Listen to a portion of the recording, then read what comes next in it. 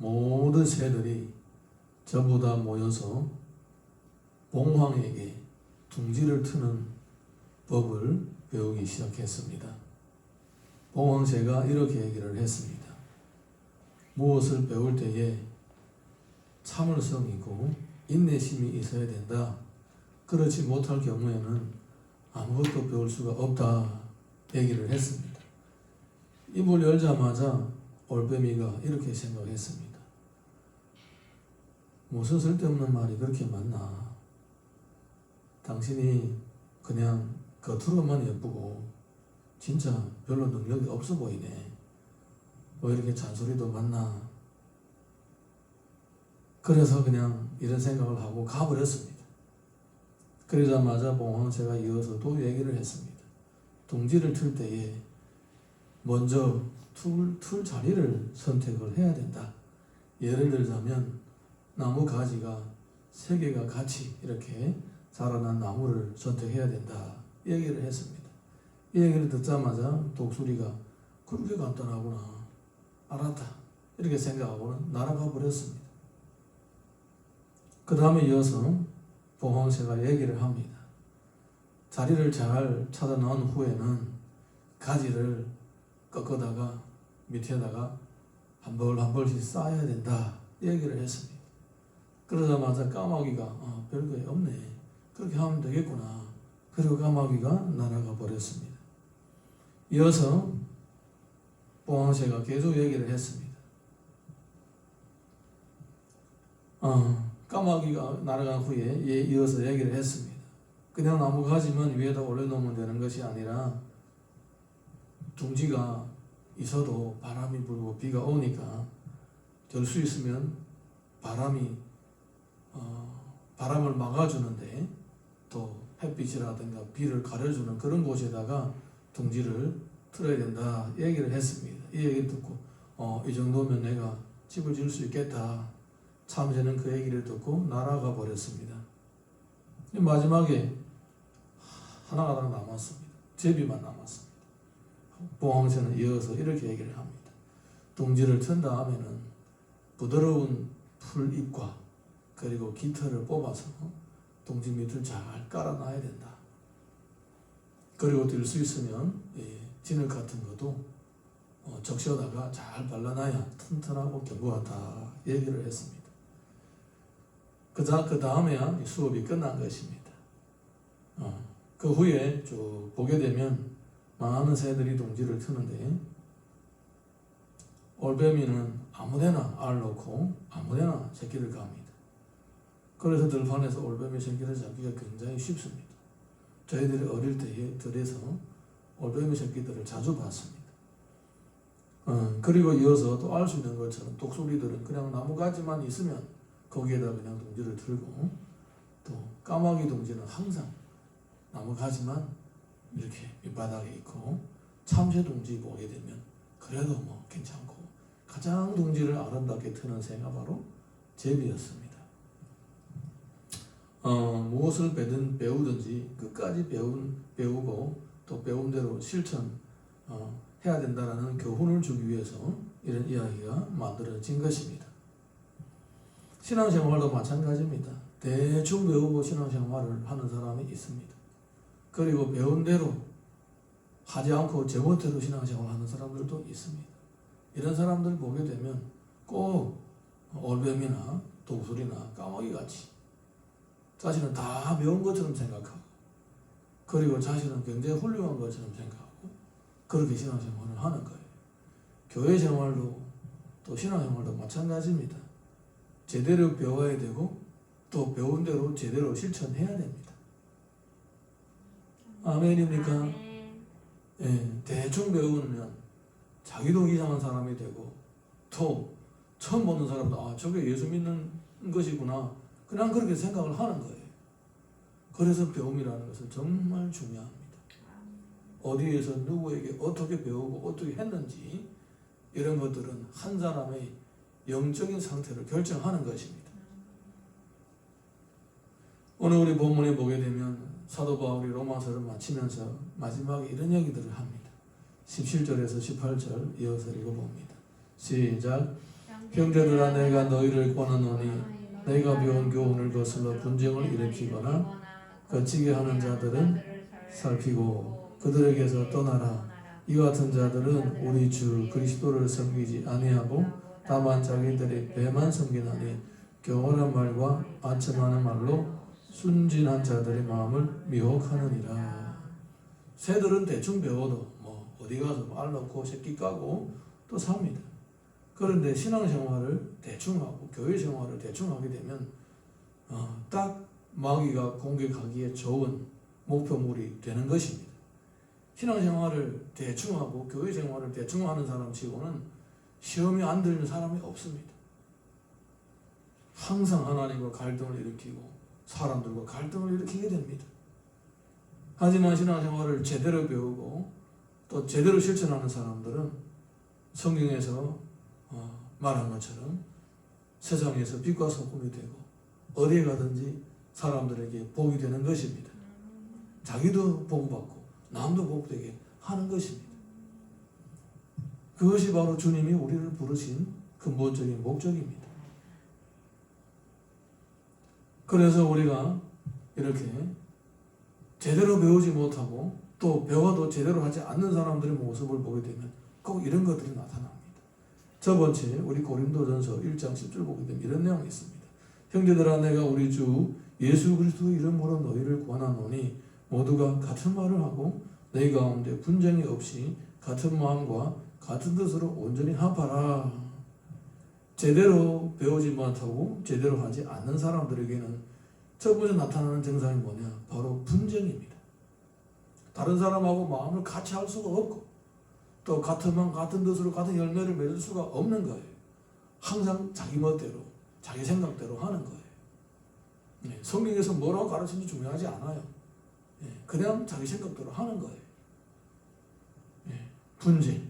그래서 자기 의견하고 맞지 않으면 화를 내고 짜증을 내고 그리고 다투고 다른 사람을 개적하고 배척하고 저희 종들의 말도 무시하고 이렇게 정신없는 생활을 하는 거예요. 이런 병폐들이 바로 제대로 배우지 못하거나 제대로 배워도 제대로 하지 않은 사람들에게 나타나는 증상입니다.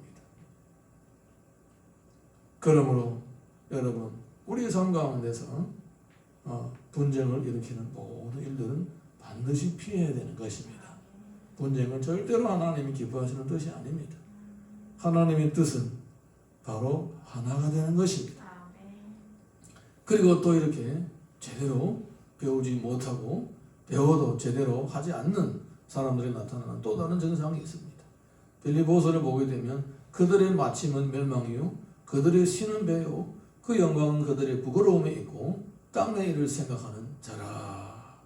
바로 탐욕입니다. 탐욕.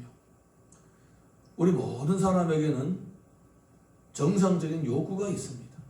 배가 고프면 먹어야 되고 졸리면 자야 되고 목마르면 마셔야 됩니다. 피곤하면 자야 됩니다.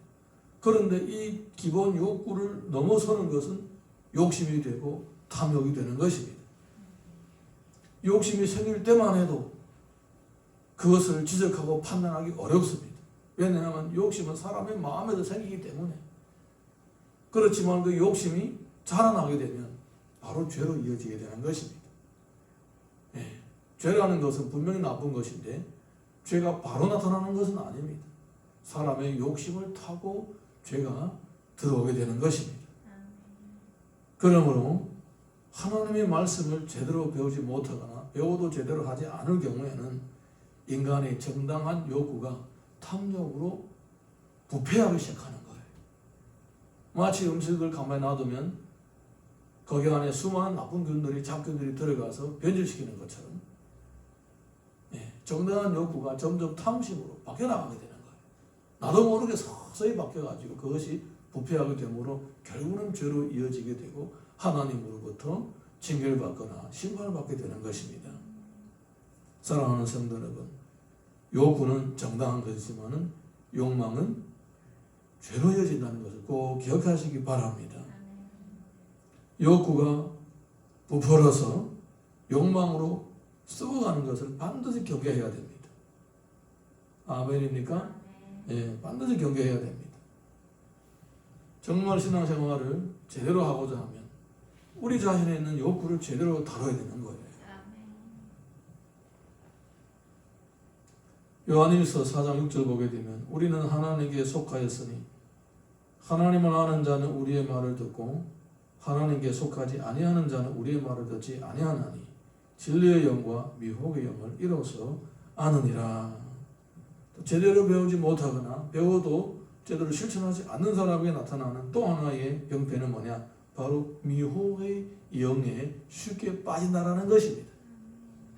예, 좋은 얘기를 해주면 안 들어요. 그렇지만은 나쁜 얘기를 하면 왜 그렇게 귀를 잘 기울이는지 몰라요. 예, 좋은 교훈은 안 듣습니다. 그렇지만은 나쁜 일들에는 항상 귀를 기울여가지고 잘 듣고 따라하는 것입니다. 이런 병폐들을 보이게 되는 것입니다. 미혹의 영이 쉽게 넘어가는 것입니다. 여러분, 미혹의 영은 다가올 때 항상 달콤한 겉옷을 입고 오는 것입니다. 화려한 겉옷을 입고 오는 것입니다. 그래서 사람들이 쉽게 넘어가는 것입니다. 낚시질을 할 때에 내가 낚시를 해야 될 5종의 가장 좋아하는 미끼를 주는 거예요. 겨울 낚시도 하고 봄 낚시도 하고 가을 낚시도 합니다. 낚시철마다 낚는 5종이 다릅니다. 그런데 우리가 지혜로운 낚시꾼들은 항상 그때그때마다 미끼를 바꾸는 거예요. 사탄은 낚시꾼보다 훨씬 더 지혜롭습니다. 그러니까 어느 때 누가 어떤 상황에서 무엇이 가장 필요한 건지 너무나 잘 압니다. 그래서 거기에 딱 맞춰가지고 미끼를 던지는 거예요. 평소에 하나님 말씀을 제대로 배우지 않거나 배워도 별로 따라하지 않는 사람들은 미끼를 딱 던지면 덥석 무는 거예요. 덥석 무는 거예요.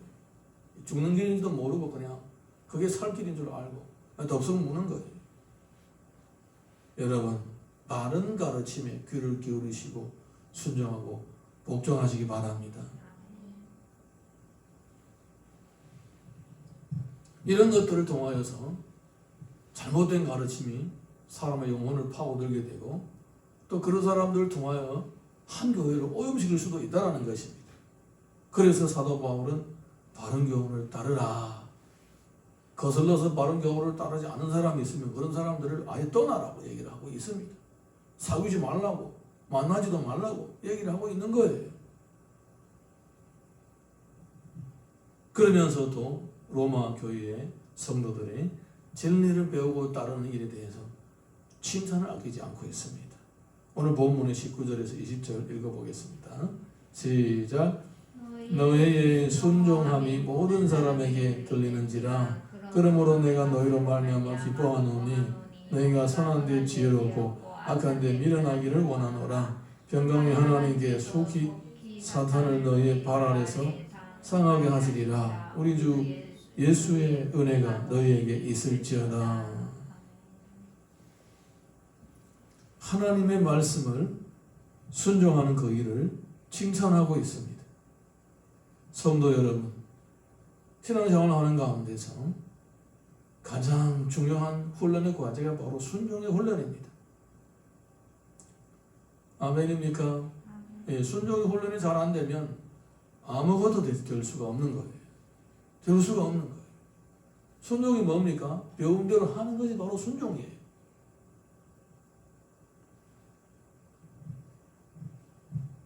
우리가 사무엘서를 보게 되면 사무엘이 이르되 여호와께서 번제와 다른 제사를 그의 목소리를 청조하는 것을 좋아하심 같이 좋아하시겠느냐? 순종의 제사보다 낫고 듣는 것이 순전한 기름보다 나으니.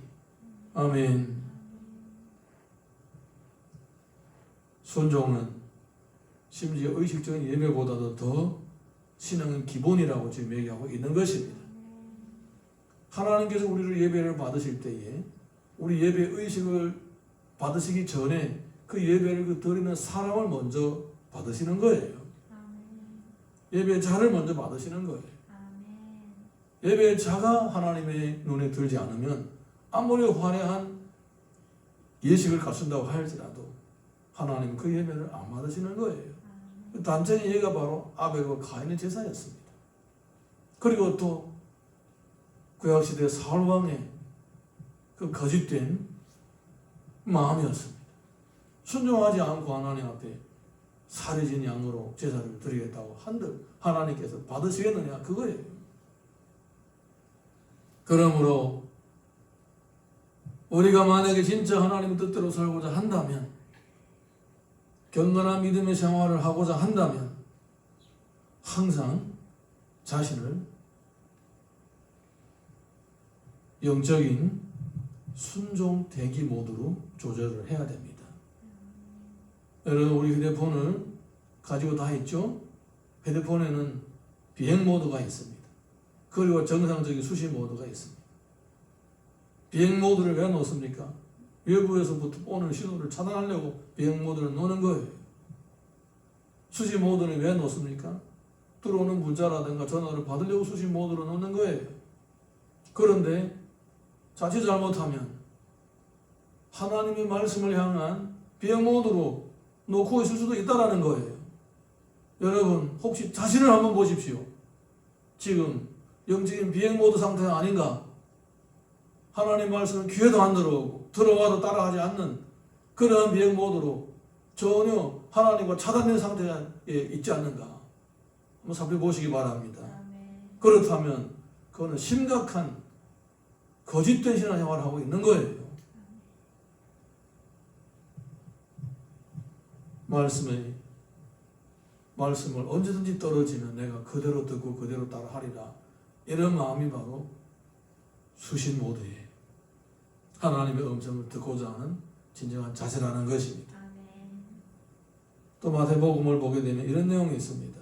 그러므로 누구든지 나의 이 말을 듣고 행하는 자는 그 집을 반석 위에 지은 지혜로운 사람 같으니 비가 내리고 창수가 나고 바람이 불어 그 집에 부딪히되 무너지지 아니하나니 이는 주추를 반석 위에 놓은 까닭이라. 우리가 말씀을 듣고 그 말씀 그대로 행할 때에 우리에게는 고난 대응 지수가 점점 높아지는 것입니다.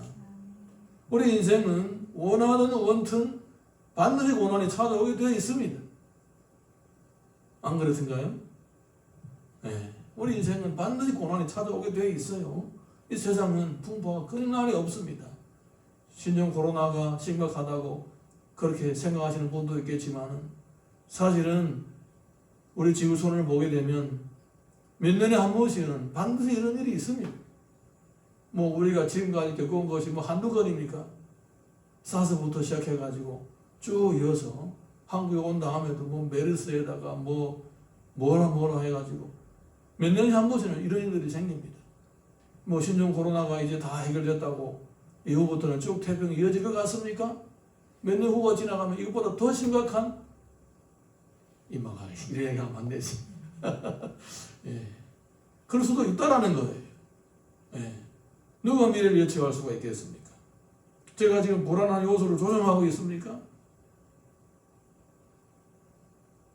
인류의 역사가 그렇게 기록되어 있습니다. 그리고 또 지금 많은 분들은 지구가 따뜻해지고 있는 것이 아니라 추워질 수 있다는 거예요. 옛날에 명나라 때에 갑자기 몇 년 동안 중국의 남방 지역에도 눈이 왔습니다. 그러면서 몽골 사람들이 내려와서 먹을 거 없으니까 내려와서 중원을 침략하고 원나라라든가 소수민족들이 남쪽으로 내려와가지고 중국을 먹어버렸던 겁니다. 다 역사적인 원인이 있고 기후적인 원인이 있는 겁니다.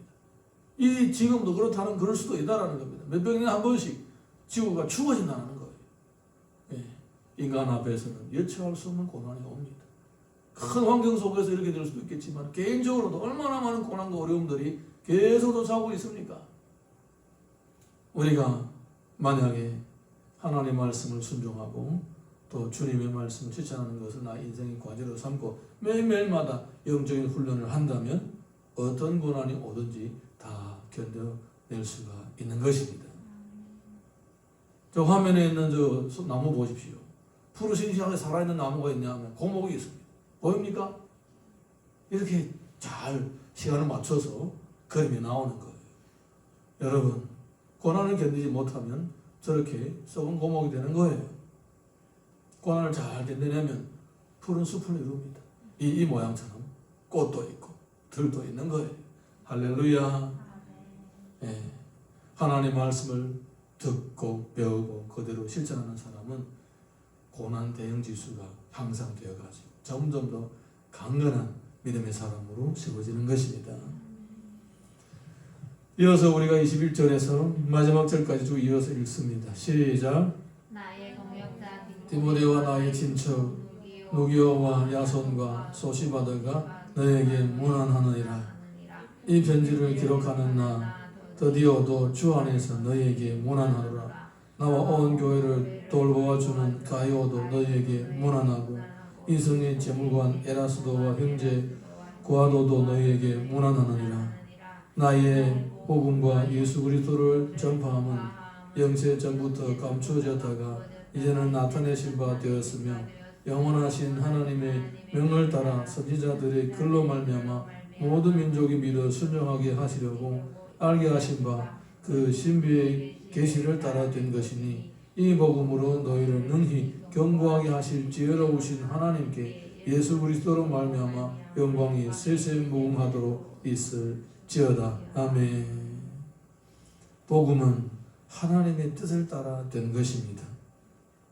갈라디아서 보게 되면 형제들아 내가 너희에게 알게 하노니 내가 전한 복음은 사람의 뜻을 따라 된 것이 아니니라.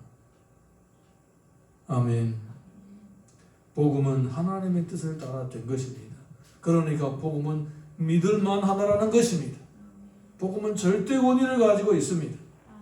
그러므로 우리가 복음을 믿고 복음으로 살아도 손해볼 것이 없고 해를 받는 일이 없다라는 것입니다. 로마서 1장 16절 보게 되면 내가 이 복음을 부끄러워하지 아니하노니 이 복음은 모든 믿는 자에게 구원을 주시는 하나님의 능력이 됨이라. 먼저는 유대인에게 그리고 헬라인에게로다. 갈라디아서 1장 7절 보게 되면 다른 복음은 없나니 다만 어떤 사람들이 너희를 교란하여 그리스도의 복음을 변하게 하려 함이라. 복음은 오직 예수 그리스도이십니다.